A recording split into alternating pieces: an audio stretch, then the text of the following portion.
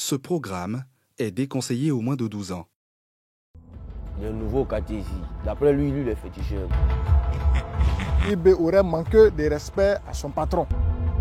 Le restant du sang du jeune même était dans une calebasse. Ce n'est pas son premier crime. Alors, il est ritualiste.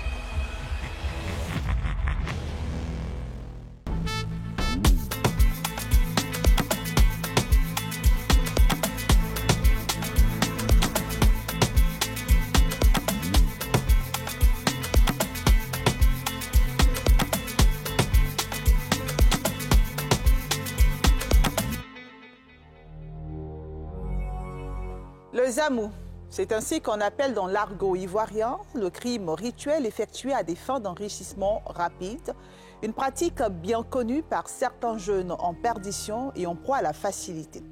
Alassane Di Samo est l'un d'entre eux. Ce marabout ritualiste est habitué à commettre des crimes rituels pour ses clients et pour son propre compte.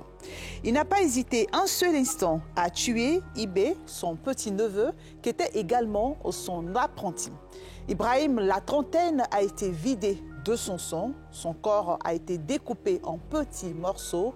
Une scène surréaliste d'une cruauté ahurissante qui s'est déroulée dans la ville de Tiassalé. Pourquoi et surtout comment? Focus Faits divers vous plonge au cœur de cette histoire impitoyable, empreinte de monstruosité.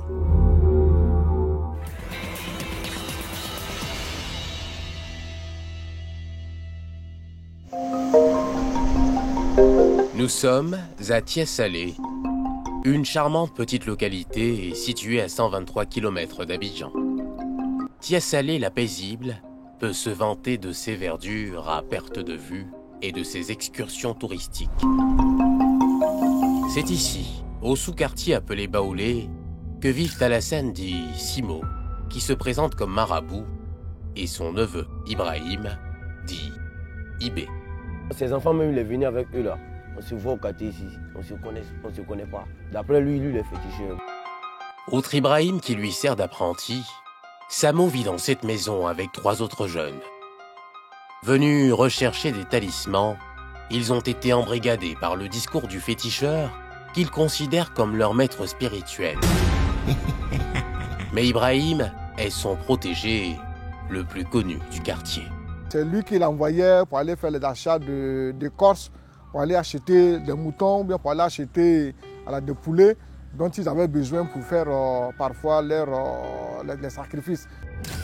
Samo, sa maison ne désemplit pas, car toujours prise d'assaut par des clients fortunés.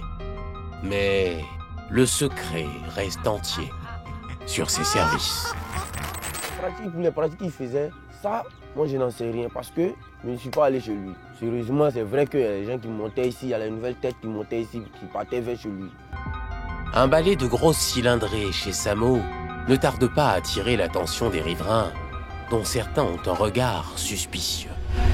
Il n'hésite pas à établir le parallèle entre les activités du marabout et l'insécurité grandissante dans le quartier. C'est là que le petit gros m'approche, il dit « Ah, Ibé, hier, ils m'ont même ici là, il a été poursuivi. Et 3 personnes avaient machette, parce qu'il n'y avait pas courant, il y avait coupure de courant. » Accusation gratuite ou début de preuve des activités criminelles du marabout? Difficile de le dire pour l'heure, mais la découverte de la vérité ne tient parfois qu'à un fil. Ce fil allait céder dans la nuit du 13 au 14 avril 2023 et dévoiler la face obscure du marabout Samo. Ce soir-là, pour des raisons qui nous sont inconnues, Samo ordonne à ses 3 apprentis de neutraliser son neveu Ibrahim. Les 3 hommes obtempèrent aux grandes dames du mis en cause. Ibrahim, l'imprudent ligoté, les 3 apprentis étaient loin de s'imaginer que sa punition irait loin, très loin, jusqu'à l'exécution sommaire. Quelle faute lourde pouvait justifier cette expédition criminelle? La mort dans l'âme, les 3 hommes s'exécutent et font subir une mort des plus atroces à l'un d'entre eux, Ibrahim. Ibé aurait manqué de respect à son patron. Il y a un qui, lors de son audition, a indiqué qu'il a participé à attacher la victime. À partir du moment où on aide à attacher quelqu'un qu'on a tué, voilà, on ne peut pas dire qu'on est innocent. La sale besogne des trois criminels n'est pas sans conséquence sur l'un d'entre eux, le dénommé Mohamed. Marqué par cette scène terrifiante d'une hyper-violence et rongé par le remords, il divague. Et c'est là maintenant il est venu expliquer dans le noir là que parce qu'ici il n'y a pas de lumière. C'est ici il est venu expliquer qu'ils ont fait ça. Donc c'est là lui l'a torché sur lui. Sous le coup de la dépression, Mohamed venait ainsi de faire le récit de ce crime odieux commis sans raison apparente. Mais ces révélations sont faites en présence d'une personne que nous appellerons Koné. Ce dernier a vu les traces de sang sur les vêtements de Mohamed. Avec les témoins des révélations de Mohamed au kiosque, Koné organise une riposte. Il préfère avoir des preuves évidentes de leurs suspicions avant d'en avertir la police. Mais pour prendre le marabout Samo la main dans le sac, Mohamed devait leur servir d'appât. Ce dernier est tombé dans le traquenard et ils l'ont menacé de le tuer s'il ne disait pas exactement ce qui s'était passé la veille dans le quartier. Ils lui ont demandé son corps est où. Non, on l'a enterré dans la cour où nous habitons. Donc c'est ainsi que les jeunes du quartier se sont déportés très nombreux dans la cour. Et sur place, ils ont trouvé les deux autres jeunes qui étaient là. Et ils les ont ligotés et ils leur ont demandé d'indiquer là où ils avaient enterré Condé. Il a donné les détails. Puis eux, ils ont pris bois pour limer le jeune sur la nuque. Donc c'est là quand il est tombé, et ils ont groupé sur lui pour l'attacher. Ils l'ont pris, ils sont allés le mettre dans la maison des fétiches. C'est là maintenant ils sont allés immoler le monsieur. Koné et les autres témoins ayant obtenu des révélations de Mohamed font grandir leur cercle de justiciers et décident de lever le voile sur la face sombre de Samo. Ils sont désormais une dizaine de jeunes qui prennent d'assaut la maison du marabout. Sur les lieux, ils passent à l'offensive et neutralisent les deux apprentis. Samo avait pris la poudre d'escampette. Nous sommes rentrés, on a trouvé ses fétiches. Le restant du sang du jeune même était dans une calebasse. Il a pris la majorité, il a versé sur son fétiche. Le reste était là. Et puis, il a enlevé son sexe. Il l'a mis dans une petite canarie. Suite aux informations livrées par Mohamed, dans la cour de Samo, il déterre 2 sacs. L'un contient des restes de chair humaine, ainsi que les membres d'un corps humain. C'est bel et bien celle d'Ibrahim. Mais certains organes du jeune homme sont introuvables. On n'a pas retrouvé le cœur dans les morceaux de chair humaine que nous avons vus. On n'a pas retrouvé non plus la langue. La peau de sa poitrine a été carrément enlevée. L'enquête à son terme, les enquêteurs autoproclamés s'en remettent aux institutions locales et à la police. Les langues se délient après cette découverte macabre au domicile de ce marabout a priori ordinaire. Il n'est pas son premier crime. Il était sollicité par de nombreuses personnes. Nos sources ont indiqué qu'à Gagnoa, où il était précédemment, avant d'arriver à Tchassalé, il a posé de tels actes et il a été chassé.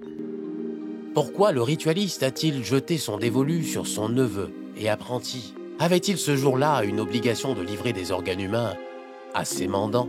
Si tu es habitué à tuer quelqu'un, vendre des pièces humaines, bon, si le jour tu as besoin que tu n'as pas, tu seras obligé de prendre à côté de toi en même temps.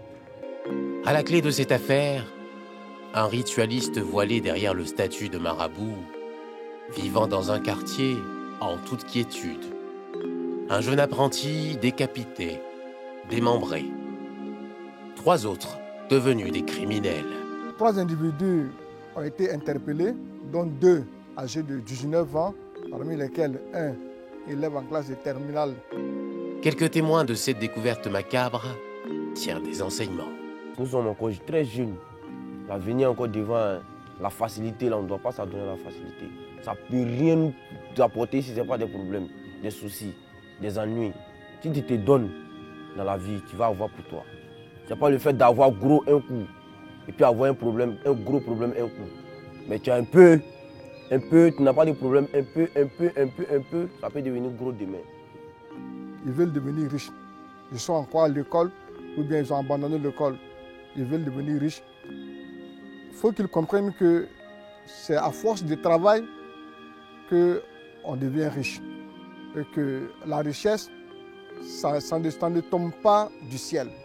S'il n'y a pas de ritualistes qui demandent du sang humain, qui demandent des organes humains, il est clair que les jeunes vont se rendre compte qu'il faut qu'ils travaillent. Voilà. Un peu partout, dans les cas de faits divers, on voit des gens qu'on retrouve avec des têtes humaines, on voit des gens avec des organes humains.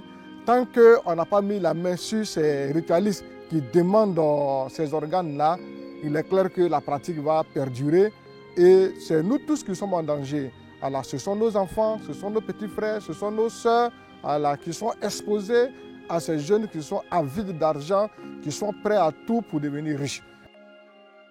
Samo, le ritualiste, court toujours. Activement recherché par les agents des forces de l'ordre, il fait l'objet d'un appel à témoins, selon plusieurs sources policières. La famille de Ibé est toujours sous le choc de la disparition brusque et brutale de son fils. La liste des victimes du Zamou est très longue et se chiffre à des milliers de jeunes, laissant derrière eux de nombreuses familles inconsolables. C'est le cas de la famille Yoro, qui a aussi payé les frais de cette pratique ignoble. Son fils de 23 ans, qui désirait ardemment devenir riche par n'importe quel moyen, a été retrouvé mort dans sa cour. Quelles sont les circonstances de cette découverte macabre? S'agit-il d'un sacrifice humain ou d'un suicide? Autant de questions qui trouveront des réponses dans l'épisode 2 de cette série sur le Zamou. Bonsoir.